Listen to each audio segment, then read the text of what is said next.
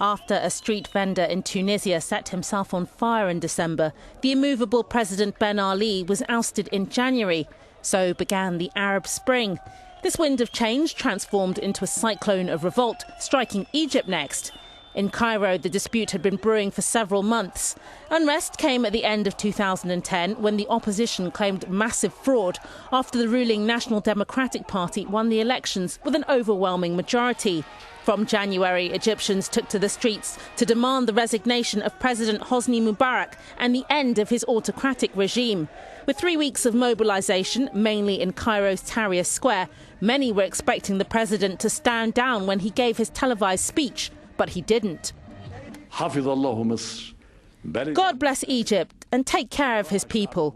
Peace be with you, he said on February the 10th. News of Mubarak's resignation came from his deputy the following day. The country was rocked with celebrations as his departure ended a reign of nearly 30 years, often with an iron rod that included using emergency laws to imprison critics. Now the former president is facing justice in his own country. We're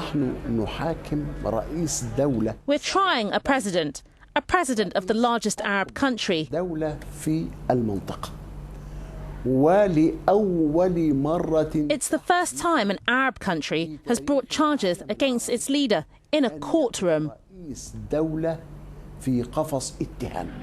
During the Yom Kippur War against Israel in 1973, Mubarak was propelled to the national stage as chief commander of Egypt's Air Force.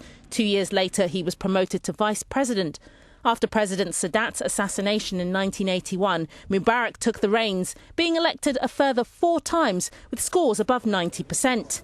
He also became a key player in the Middle East, personally involving himself in negotiations between the Israelis and Palestinians. His reputation as a moderate won him favour with Western leaders. Seen as the undisputed leader of the Arab world, Mubarak was a staunch ally of Washington, meeting every president from Reagan to Obama.